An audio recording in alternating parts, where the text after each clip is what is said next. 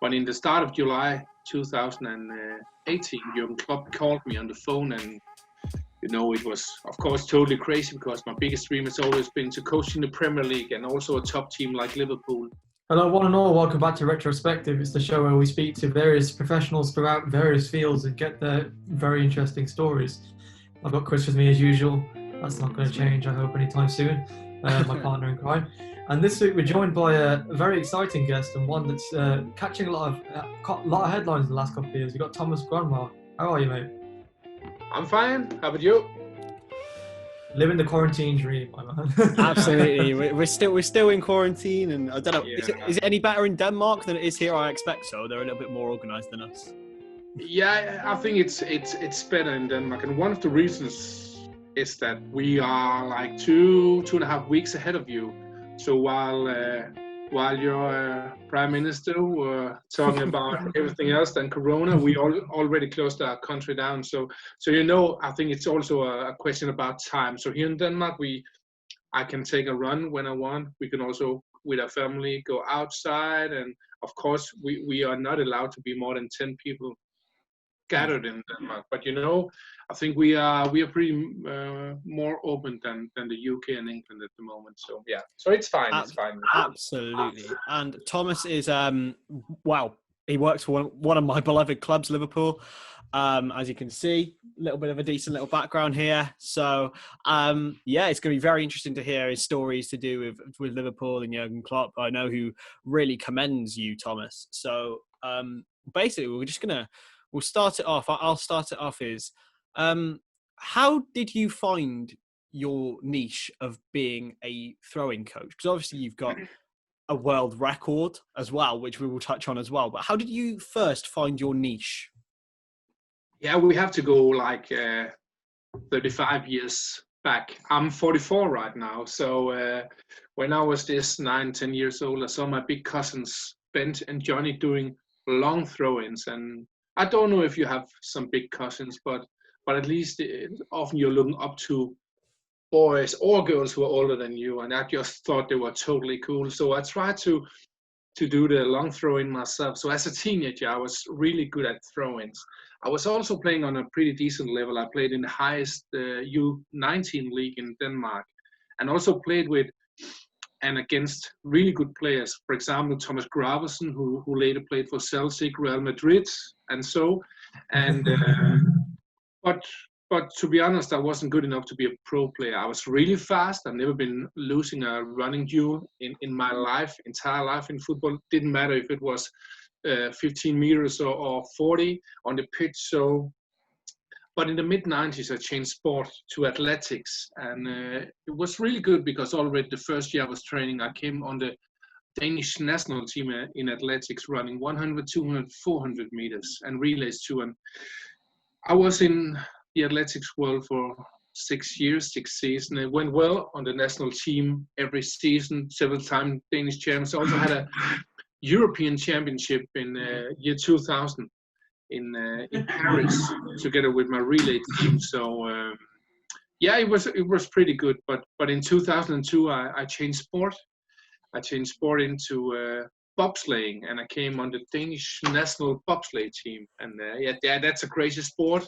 Winter sport, driving 130, 150 kilometers per hour in top speed. And it was in the middle of that bobsleigh period where I thought in 2004, if I can make a good throw and can't I teach other players to do it. So after a bobsleigh trip, I went down to my local library in Denmark and tried to find that book about throw-ins. But there were no books at all, so I had to make a throwing course myself, use 6 months to do video analysis of myself and how can you throw further. And then I had a throwing course, and of course I could have been starting with youth team, amateur team, but I had the courage to contact a local Superliga team from Denmark, Viborg, and they said yes, and they scored a lot of goals after throw-ins. The year after 2005-06 season, it was FC Midtjylland, an even better team in Denmark.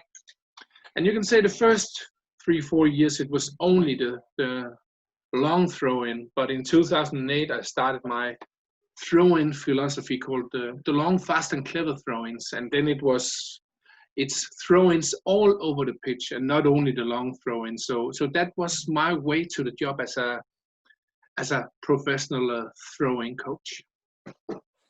Yeah, it's quite the journey as well, as you mentioned. And it's a very different, it's a different mythology, isn't it?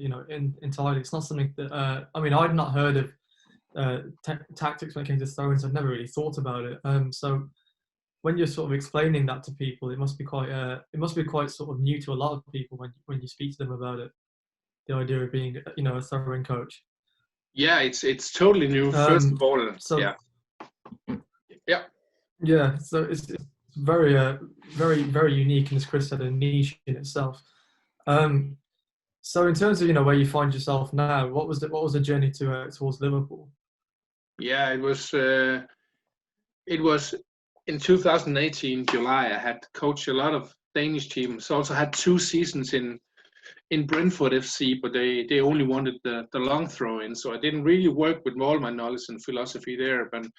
But in the start of July 2018, Jurgen Klopp called me on the phone, and it was of course totally crazy because my biggest dream has always been to coach in the Premier League and also a top team like Liverpool. And he said to me, we had a fantastic season in the 17-18 season with a 4th place in the Premier League and Champions League final, but we were so bad at the throw-ins, we lost the ball almost every time. So he invited me to Melwood the week after Liverpool's training ground, and it should only have been a meeting, but Jurgen Klopp was so convinced after the meeting that he let me coach 21 of the Premier League players. It was all the players who weren't injured or at vacation after the World Cup. And then already a few days after had signed a contract with Liverpool FC. So of course it was going from being pretty anonymous. I was a little bit known in Denmark because of my work with, for example, FC Midtjylland and so.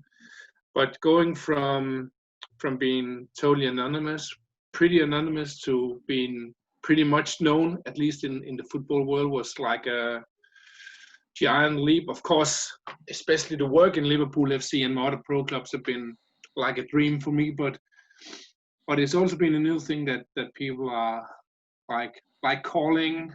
I'm having, especially in this period, between 10 and 20 interviews per week. So it's real special to be in this football world and also be able to have this impact on different teams, not only Liverpool but also teams like Ajax and Ghent from Belgium, Atlanta United from the States, and so it's been really like a dream for me to work with this, but yeah, it's at times it's been a little bit overwhelming because there's been so much focus and so, but I won't complain. I love it. Absolutely. What would you say to people, because I'm sure there'll have been a lot of skeptics towards it, who say that you don't need, for example, the throw-in, but what would you say to those people? Yeah, I'll say that I could say what I said to the Liverpool players at the very first training session in July 2018. I said to the Liverpool players, there are normally between 40 and 60 throw-ins in a match. Most teams have possession in under 50% of the throw-ins where they are under pressure, where the players are marked. If you had the same possession percentage with your feet, you wouldn't be playing professional. You'll be playing Sunday League instead. I also know from data later on that if you're looking at throw-ins, the throw-in itself just before you get it, and then the following situation that's affected by the throw-in, it takes, and here we're talking both like defending and attacking throw-ins, it takes approximately 15 to 20 minutes of a match. So some people think that it's marginal gains or small thing. No, it's a big thing in football. If you look at the data and statistics, there are much more throw-ins than corner kicks and free kicks together. So it's really important. And then again, back to the numbers. I've said that most teams are having possession in under 50% of the circumstance when they have a throw-in under pressure. And for example, Liverpool FC, the season before I came to Liverpool, they had a possession on 45.4% at throw-ins under pressure, wherever players mark. And Liverpool were only number 18 out of 20 in the Premier League.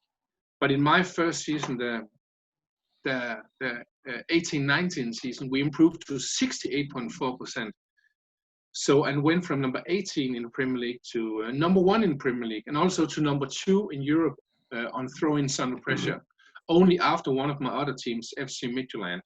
So it's really important if you're looking at possession-wise, because if you're losing the ball, you're often caught out of balance, and the opponents can score a goal. But if you keep possession, you can keep control, but you can also create chances and score goals. And for example, this season in Liverpool, we scored 13 goals after throw-in situations. And it's not the long throw-ins towards the opponent's goals, because we really don't do that in Liverpool FC, but it's throw-ins all around the pitch. So for people who are skeptic, they can just look at the numbers. One thing is the amount of throw-ins, the time used, but also the possession lost. So it can really make a big difference for teams, no matter what kind of playing style you have. Absolutely. And you mentioned for Liverpool, they don't do long throws. Obviously, Joe Gomez obviously has the capability of them. But what drove Liverpool away from it? Because obviously we did see a little bit of it last season. What in particular just put Liverpool off them a little bit more? You can say it like this. In some clubs, long throw-ins can be really effective and dangerous, and you can score a lot. Let's just go back to Stoke back in the days with Roy Delap scoring like 8, 10, perhaps a little bit more per season on long throw-ins. And you can have success with that if you have a physical team, if they're big, if they're strong. And for example, not this season, but the last 4 seasons, FC Midtjylland, one of my teams, scored 35 goals on long throw-ins. So like 8, 9 throw-ins on long goals per season. I also had a team in the Danish Superliga, I think it was the 16-17 season, Horsens. They scored 10 goals in just 1 season on long throw-ins. But at that time, Midtjylland was a physical team. They're not so much this season. And Horsens was also really a big physical team. Why are Liverpool not doing a lot of long throw-ins? Because we have Joe Gomez improved a lot, and we also saw in the national match between England and Croatia that he has like a really dangerous long throw-in and scored, assisted in this match too. It's because if you want to have success on long throw-ins, then you have to take perhaps 8 or 10 long throw-ins in each game. So we can do that in Liverpool, easily score 10 goals in the Premier League, no problems there. But do you want to see 8, 10 long throw-ins in a Liverpool match in each game, both at Anfield but also away? No, we don't want to do that because Liverpool is known for like fast style of play, attacking fast, entertaining, bow. And if we had to use 30, 45 seconds every time to make a long throw-in at Anfield, you'll see a whole nother Liverpool team. So instead, we're just scoring after throw-in situations in another way. So the reason why we're not doing that in, for example, Liverpool or Ajax is because it has to fit to the playing style.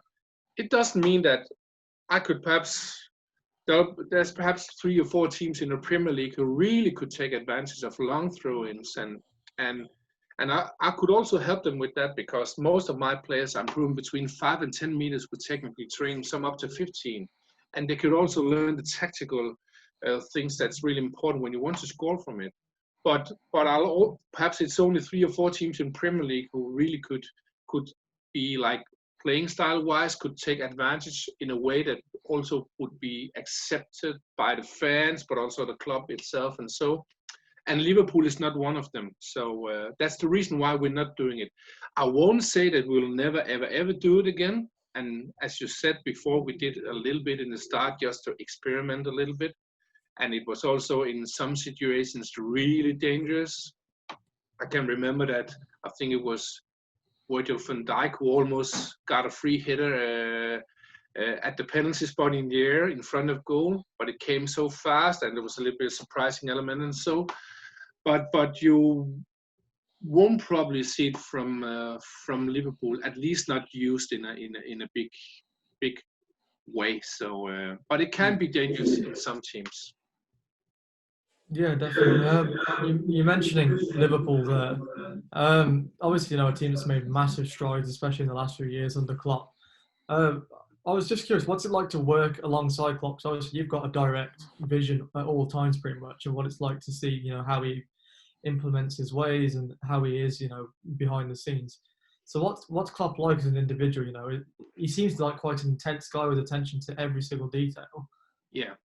I think it's fantastic to work with Jurgen Klopp, because if you see him as a person, first of all, he's like really a guy who's, if he's speaking to you, he's not doing anything else. So he's really there when you're talking to him.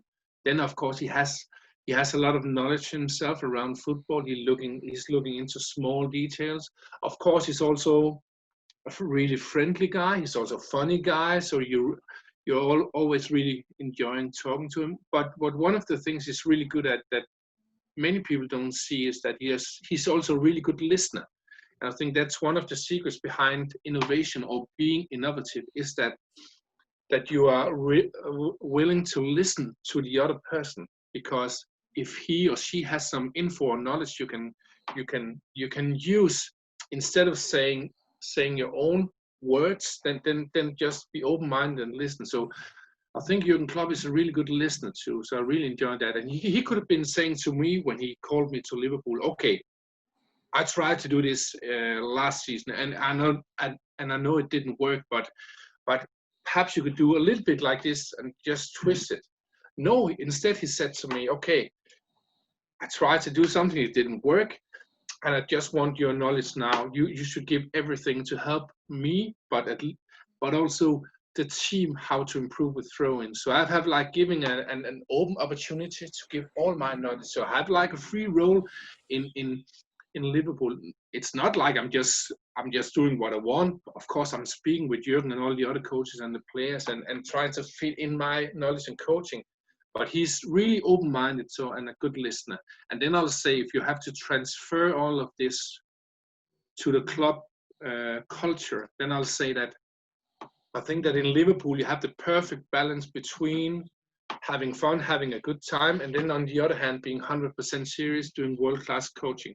And if you are in a culture or a club where you're having, what can you say, too much fun, then it will never be real good. And if you're a club who are like too serious, where people are like really stiff, don't really dare to say anything because they're afraid of being wrong, then it's not good. So if you can find a balance in between, and I think that Jurgen Klopp is a big part of that culture in Liverpool, where people are giving it all, having fun, but also are willing to help each other, share knowledge. So it's fantastic to work, not just under Jurgen Klopp, but also in Liverpool FC itself.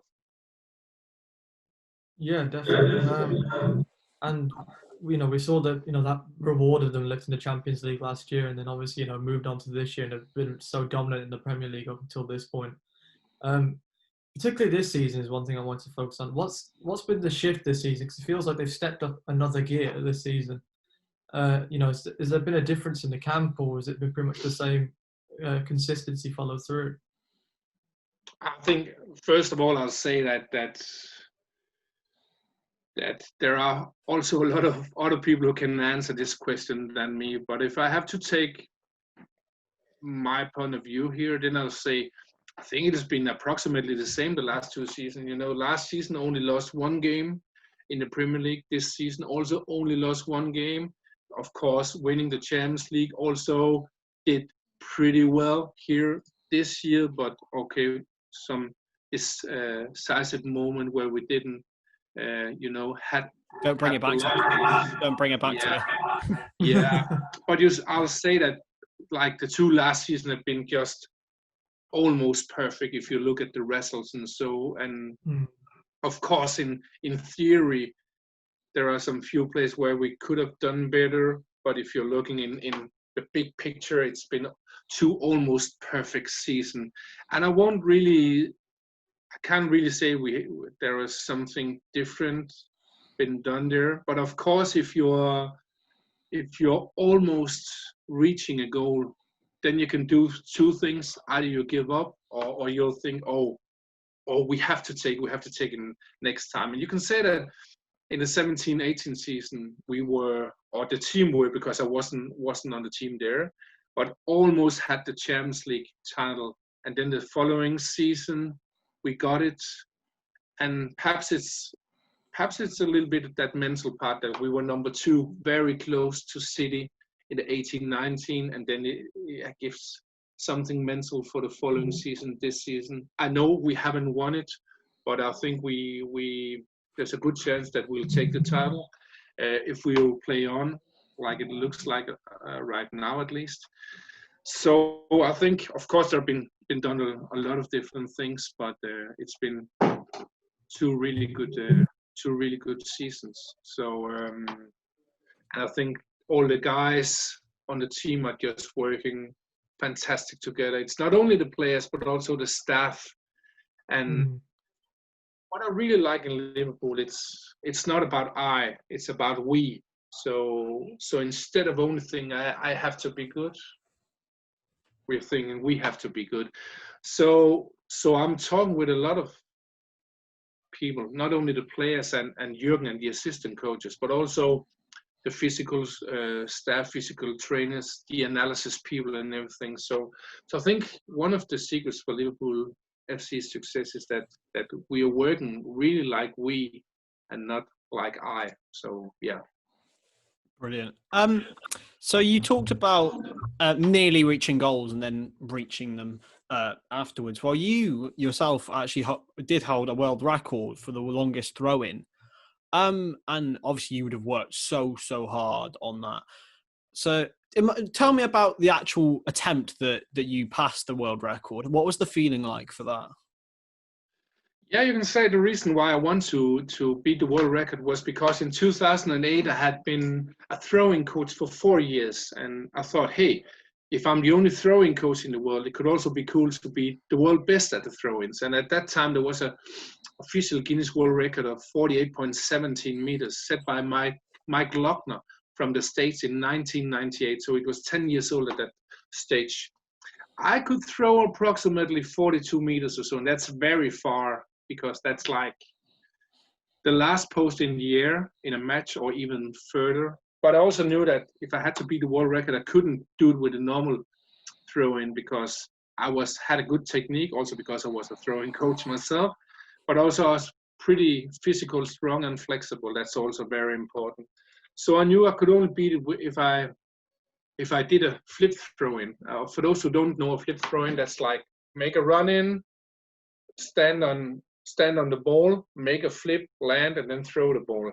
The only challenge was that I was a non-gymnast. I couldn't even make a small tumble there. So that was really big challenge. But you know, I got a lot of help from different gymnast coaches. Also, the last coach was the national gymnast coach from Denmark. So I was just better and better and better.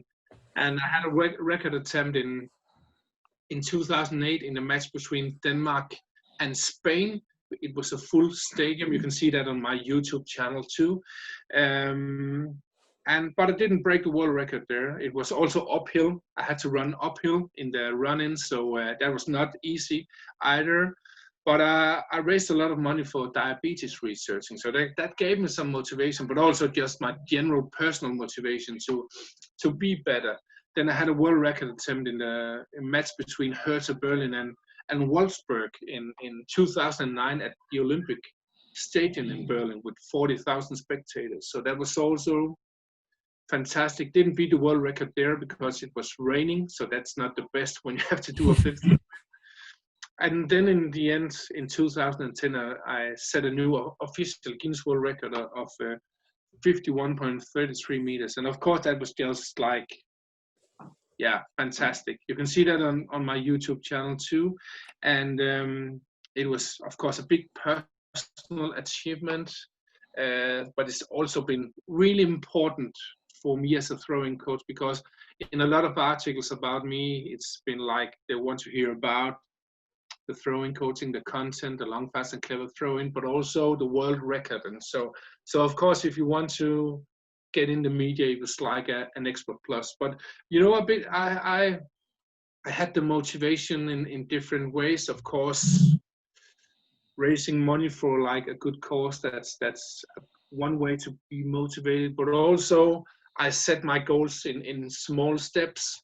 First, I tried to beat the Danish record, like on 42 meters, even though there was no official Danish record. It was like the longest we knew. So, and then I had to beat the European record. There was no official European record, but it was still a European we knew who could throw the furthest. So I had to beat the goals in steps. It also gave a lot of motivation, and then of course having knowledge, getting help, that was also really important for me to all the time be better and better and better, not only by motivating myself, but to include other people in the project. So it's been fantastic for me to have the world record. I held it in for almost 10 years. There was a guy here in this fall, 19, who beat the record, Michael Lewis from the States. And I'm just proud of that because, I've had the record so many times, so I just wish that others would have that gift too. So I've been in contact with Mike Lewis several times, talked with him and his father on Skype and so. I'm just happy that a young guy can get this happiness from having a world record. So yeah, Absolutely. that was a great thing. So for yourself. You found your niche. You are the only throwing coach in the world. Do you think there's a market for a lot more to be coming in at higher levels? And obviously maybe that isn't something you'd be looking for, as you are probably the premier one. But do you think more and more clubs will now start to look at the stats from Midtjylland and Liverpool and Ajax and see that there is a market for this? Yeah, and they already do that because I don't know, there are several people every day who are writing to me either via Twitter, personal message on Twitter or LinkedIn or at my mail and thanking me for my influence. And it's all from managers, head coaches, assistant coaches, analysis people who are really, first of all, thanking me for taking this subject in football. But also, wanting to hear more about my future book about throw-ins and so. So I think I already have a pretty big influence in football, and I'm happy for that. And I'm really happy for Jürgen calling me, because if I'd still been coaching primarily in Denmark, it wouldn't have the same influence and impact. And I think I'm not pretty sure if there'll be so many more throwing coaches in the future, but I think it'll probably be more that assistant coaches, managers, analysis people are taking my knowledge and building it into their own coaching profession. And of course, right now I can only share that knowledge with the clubs where I'm coaching. But when I'm publishing my book about the long, fast, and clever throw-ins and having online courses, can go to conferences and so, it'll be much easier to get a hold of my knowledge. And here I'm not only talking about pro coaches, I'm also talking about amateur coaches, youth coaches, U16, U12, and everything, both men and women, boys and girls, and everything. So I just want to make an impact on the whole world. And there is a really big interest in, just the last 2 weeks I've been talking with not only people from Europe, but also from Africa, from Nepal, from Vietnam, from Brazil, from the States, So there's just at the moment a really, what can you say, an open gap to want to have this knowledge, because suddenly people can see that there are 40 to 60 throw-ins in a match. It would be stupid not to do anything about it. So people just want to learn. So I'm really proud and happy about that.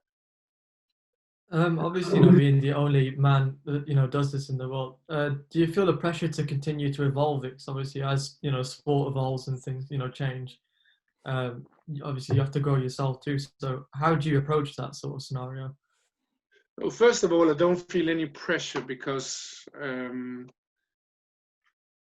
of course, when you're working in Liverpool FC, for example, I'm going to a visit of 2 or 3 training days, of course, I feel a little bit pressure about I want to win with Liverpool, so I have to do my thing. But regarding my position and my own involvement, I can just say that I have so much passion for the throw-in. So I can't not do anything that research every time, because I just love everything about throw-ins. It's not only the throw-in technique that's just a small part of my training, but everything around my 3 zones, until now 40 to 50 tools, but also what I'm working with mostly is how to create space at the throw-in situations all over the pitch. So I'm really searching around everything. Of course I'm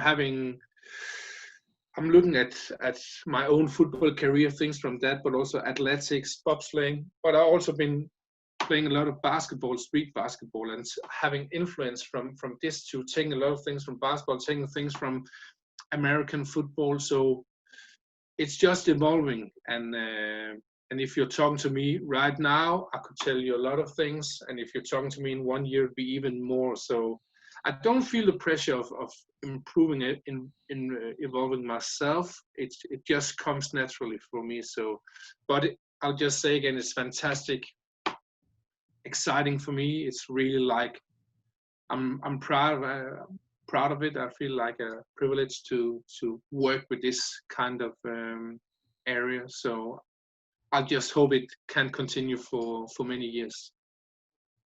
Yeah, it's been quite a crazy ride for you in the last few years alone. I mean, I can imagine just last season, the amount of moments last season, especially, with, perhaps the second leg against Barcelona being, quite an impressive moment in your career. If you had to pick sort of your favorite moment so far, what would you feel that would be?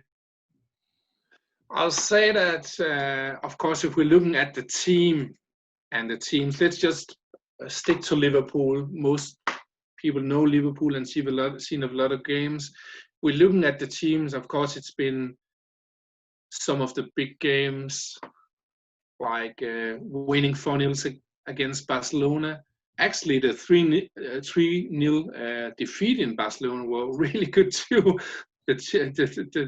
We just lost 3-0, but of course also beaten Bayern Munich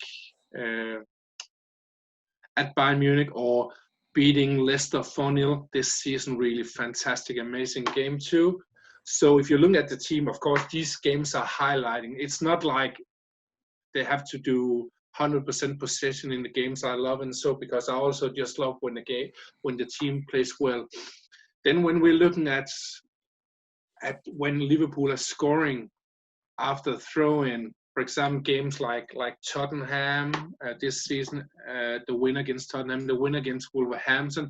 Of course, I'm being extra proud also because then, people and the fans can see my influence. But often I'm also in a pretty normal game when Liverpool are winning. If we're doing something specific with the throw-ins, for example, having a throw-in at our own penalty area, do something specific, and then coming out of this pressure. And sometimes we even score after that.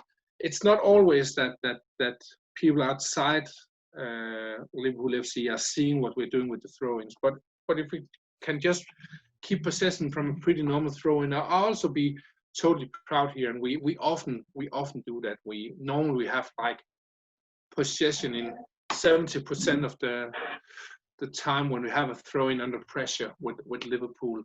So I'm really proud of that too. And most games we're beating the opponents with 20, 30, 40% in throw-ins under pressure in games. For example, in the game this season, first game against Tottenham, we had 9 out of 9 throw-ins under pressure, 100% possession. It's not often we have that, but Tottenham had only 4 out of 16, so that's 25%.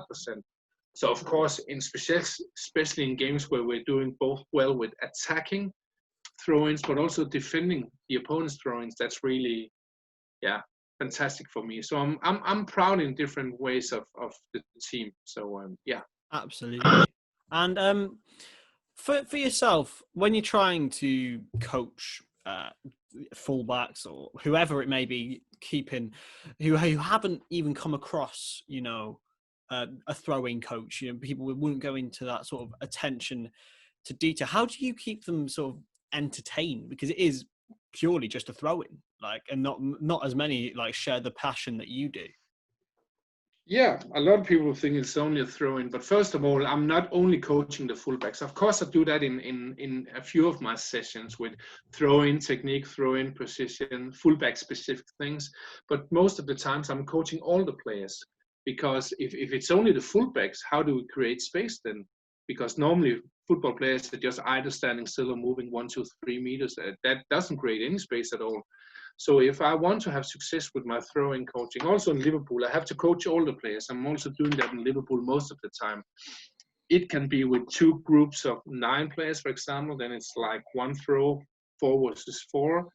Then after 25 minutes, it's 9 new players. Could also be 5 versus 5 interval game with narrow pitch, with 2 goalkeepers and big goals. We're working with all the throw-in tools. We have a lot of throw-ins because the pitch is narrow, then we get more throw-ins. But it could also be 11 versus 11 and on a big pitch with full match intensity. And so even though, of course, I'm looking at throw-ins, it's also about creating space. And often in my throw-in exercises, the players are also doing like passes, shooting at a goal, or try to score a goal on a small goal or between cones. So most of my throw-in exercises are really also entertaining and motivating, but it's always focused on how can we either keep possession at a throw-in or create a chance or score a goal. Or if you're the defending part, how can we take the ball or prevent that the opponents are scoring a goal or creating a chance after throw-in. So, but no matter what, it's the throw-ins in focus. But the players are also doing a lot of other things. So for me, it's pretty easy to keep them entertained and motivated. You just have to set up the throw-in exercise so it's first of all pretty realistic but also entertaining. So yeah, I think it's pretty easy to keep the players motivated. Absolutely. For when you look at the players, like during a game, for example, Trent Alexander-Arnold takes a throw in and it goes to a player and you play out of it. Does that give you just a sense of pride, really, that, you know, maybe 2 or 3 years ago he wouldn't have done that? Yeah, I'm totally proud, but it's not only proud for myself and my throwing coach. I'm also proud about the player, because it's fantastic to see players improve. And it doesn't matter if I'm coaching big teams like Liverpool or sometimes a youth player, because to see the player improve and evolve, it's just fantastic. And it's even better if it's like more players or the whole team, because then you can see the connections, how they cooperate and how they're like using the body language and move the right way. Then I'm even more proud. Of course, I'm proud of individual players, but the best thing is if you can see the players are working together with the tool. So I'm totally proud every time we're doing something right. I can also be proud if we're losing the ball, because sometimes we're doing almost everything right, but we are just unlucky, or we are doing like really 3 really good moves to create space. We throw the ball and then we're a little bit unlucky. So I can also be proud sometimes if we lose the ball. So for me, it's not about, of course, in some games we have 100% possession. It's not often, but mostly it's like 70% possession or 65 or 82% possession. So for me, it's not about perfectionism throw-ins, but can we, of course, in Liverpool, the team has improved from 45 to 68%, and that's really a lot. But if you look at an individual player, can he or she improve from doing 3 or 4 out of 10 good throw-ins to 7, 8 out of 10, then it's really fantastic improvement. So I'm just proud of the improvement the players are really taking. One thing I wanted to move on to now is the current situation. Obviously, you know, you're quarantined in Denmark. There's ongoing talks about how the season's going to resume. How has that changed your working pattern with Liverpool now? So, is there you've been given a date of when you can return, or are you sort of doing it via the internet? Oh, I can say I'm not doing anything for Liverpool right now, because I think, I don't know the plan, but the earliest is when they resume to the training again. And I don't know, right now in Denmark, we can't leave the country. So even though Liverpool needed me, I couldn't come to England.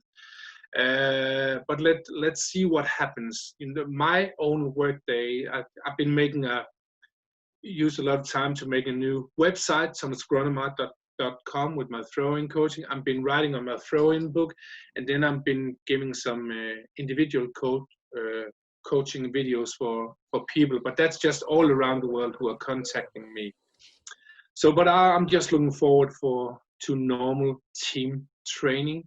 I have a contract with Liverpool FC until the 30th of June this season, so that's my second full season. What will be happening next year, I don't know at the moment, because normally that's the time when I'm speaking with clubs. So perhaps next season I'm with Liverpool FC. Next season I'm with another club in the Premier League. I don't know right now. I can't say anything about it. Of course, I expect to have several teams around the world this season. I have 8 pro teams. So, but what will happen next season, I don't know right now. And with the current season, it's still a little bit unsecure what's going to happen. So until we know anything finally, I'm just relaxing, taking it easy. But because, we're hearing like 10, 15, 20 different stories each day about how this is going to work, and I think you're getting crazy if you have to listen to all of it. So I'm just waiting until we know anything, precisely. Yeah, definitely. It's a very unprecedented situation. I don't think anyone really quite truly knows what's going on. But I mean, how did you feel the season will end? Do you think they'll restart it, or do you think that they'll just pull the plug and leave it as it stands? You can say I don't know anything at all, but I can just say the best solution is playing it with spectators in it. The second best solution is playing it without spectators. The third best is avoiding the season, but making Liverpool the champions. The fourth best is like saying this season doesn't count. And of course, I hope like first on the first and the second. I think that as it looks at the moment, that will probably not be with spectators. So I hope we can finish the season, play the games, but without spectators. But again, it's a little bit the same with the season in general. We don't know anything at all until it's been finally decided. So I'm taking it pretty cool and calm. Of course, I hope that we can win this season, win the championship here this season, the Premier League, because of course also the fans especially are really missing that title. So 30 years to wait for 30 years. A lot of people weren't even born when the club won the last time. So I'll just hope the best and then stay calm. Last couple from me. What if you could advise yourself in 2004 now? What would you say to yourself? Oh, I'll just say again, stay calm, be motivated. One day there'll be people who want your knowledge, because it's really important in football. So I'll probably say the same as I did then, because at the start I was only focusing on the long throw-ins, and from 2008 I focused on the throw-ins all over the pitch. And when I did that, I thought, hey, now every team wants this knowledge, because it's really important with the 40 to 60 throw-ins.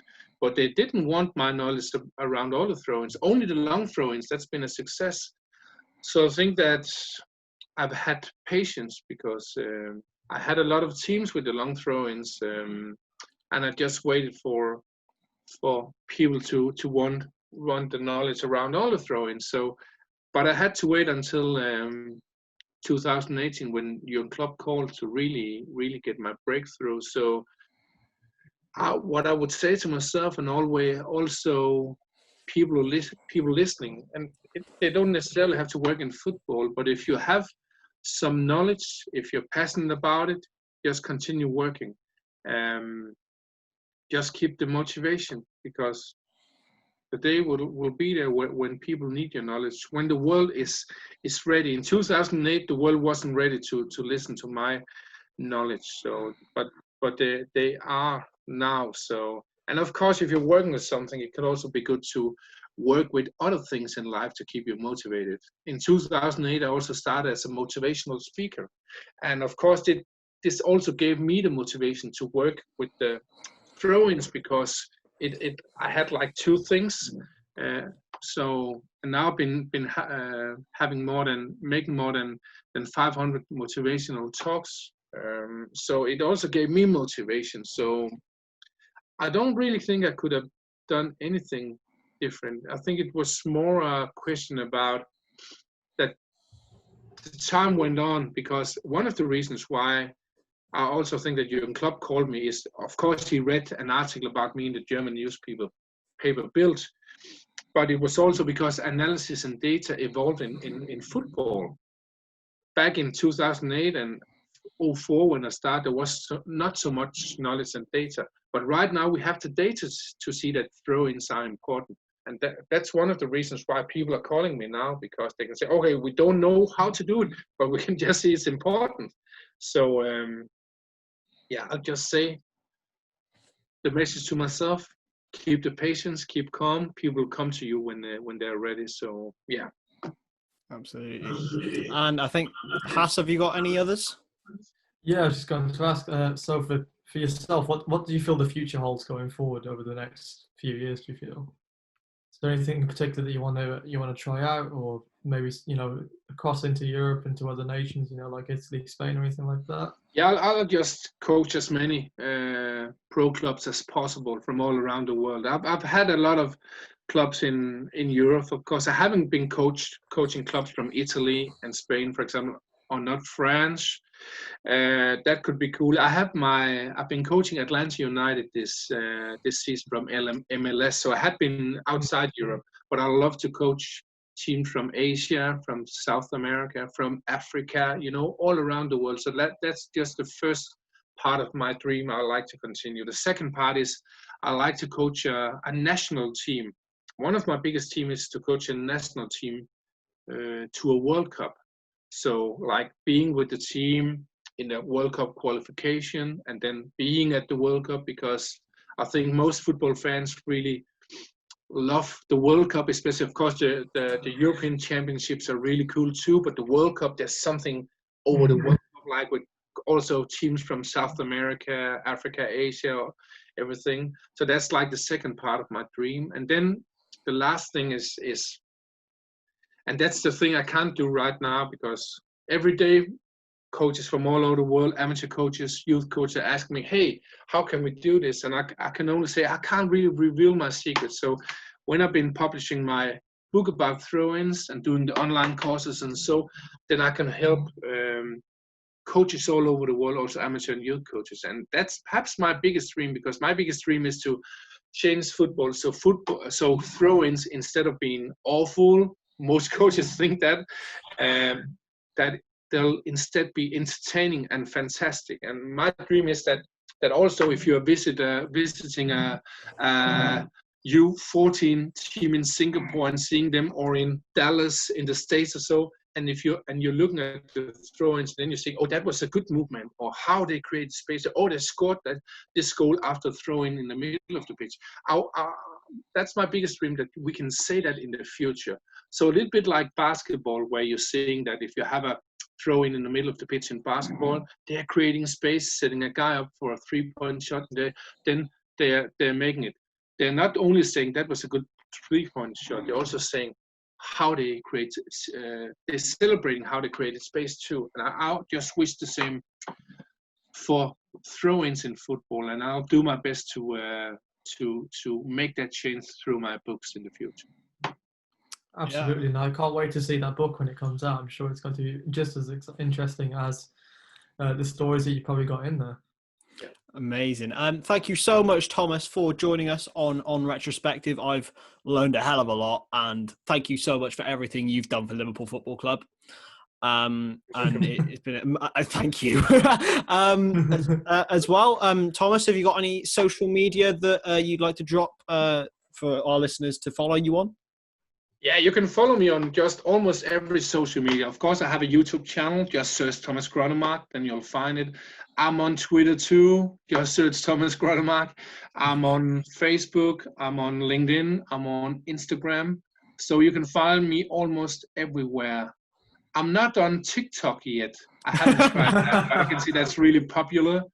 I'll also say that you can also try to send smoke signals to me.